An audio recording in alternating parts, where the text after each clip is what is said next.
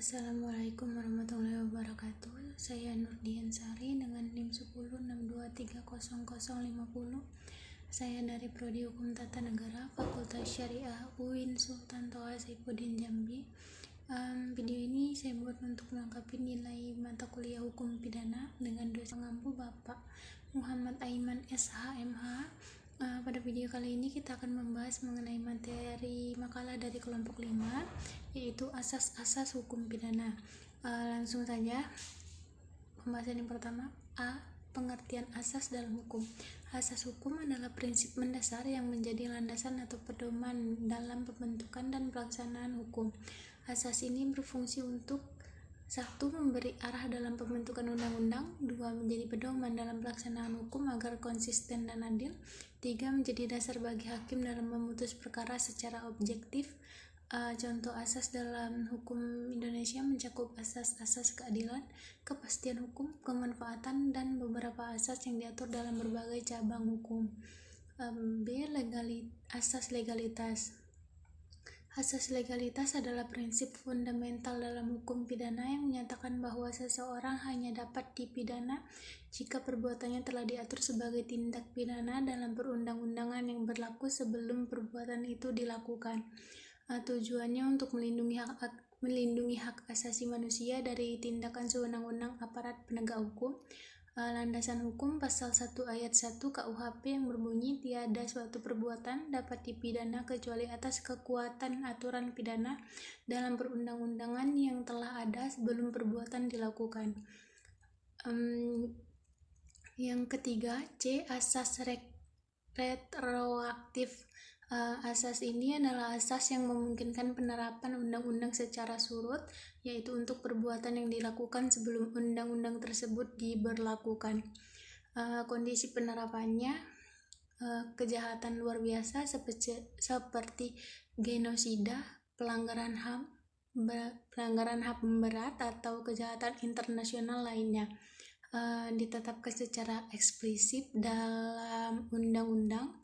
Contoh penerapannya di Indonesia yaitu Undang-Undang Nomor 26 Tahun 2000 tentang Pengadilan HAM yang berlaku retroaktif untuk pelanggaran HAM berat sebelum undang-undang itu dibuat.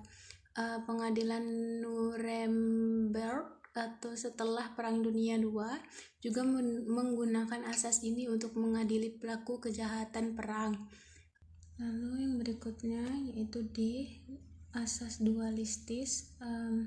Asas dualistis ini mengacu pada hubungan antara hukum internasional dan hukum nasional. Dalam pendekatan dualistis, hukum internasional dan hukum nasional dianggap sebagai dua sistem hukum yang terpisah. Agar suatu norma hukum internasional dapat berlaku dalam hukum nasional, norma tersebut harus diratifikasi atau diadopsi terlebih dahulu melalui peraturan perundang-undangan. Ciri-cirinya tidak otomatis berlaku, yaitu memerlukan tindakan legislasi oleh negara, kemudian mengutamakan kedaulatan hukum nasional. Contoh penerapannya, konvensi internasional seperti Konvensi Hak Asasi Manusia baru berlaku di Indonesia setelah diratifikasi melalui undang-undang. Pembahasan selanjutnya yaitu E. Asas nasional pasif dan aktif. Asas nasional aktif itu adalah yang mengatur bahwa negara dapat menerapkan hukumnya kepada warganya dimanapun mereka berada, termasuk di luar negeri. Tujuannya adalah untuk melindungi hubungan hukum antara negara dan warganya. Contohnya, jika seorang WNI melakukan tindak pidana di luar negeri, negara Indonesia tetap memiliki yurisdiksi untuk menuntutnya berdasarkan hukum nasional. Selanjutnya, asas nasional pasif. Negara berhak melindungi kepentingannya dari perbuatan siapapun di luar negeri yang membahayakan negara. Penerapannya didasarkan pada dampak dari perbuatan tersebut terhadap negara asal. Contohnya, jika seseorang di luar negeri melakukan tindakan yang merugikan negara Indonesia, Indonesia memiliki hak untuk memproses pelaku berdasarkan hukum nasional. Pembahasan selanjutnya itu F, asas teritorial. Asas teritorial ini menyatakan bahwa hukum suatu negara berlaku bagi semua orang, benda, dan peristiwa yang terjadi di dalam wilayah kedaulatan negara tersebut. Prinsip utamanya, negara memiliki yurisdiksi penuh atas seluruh aktivitas yang terjadi di dalam wilayahnya. Warga asing yang berada di wilayah negara tersebut juga tunduk pada hukum setempat. Contoh penerapannya, jika seorang warga asing melanggar hukum di Indonesia seperti narkotika, ia tetap akan diproses sesuai hukum di Indonesia. G. Asas universal. Asas ini menyatakan bahwa negara memiliki yurisdiksi untuk mengadili pelaku kejahatan tertentu tanpa memandang tempat kejadian, kewarganegaraan pelaku, ataupun korban. Kejahatan yang diatur yaitu genosida, lalu kejahatan perang, kemudian perdagangan manusia, dan yang terakhir terorisme. Tujuannya untuk melindungi nilai-nilai universal yang dianggap penting bagi seluruh umat manusia, memberikan keadilan bagi kejahatan yang melintasi batas negara. Contoh penerapannya, seorang pelaku terorisme yang ditangkap di negara manapun dapat diadili sesuai asas universal.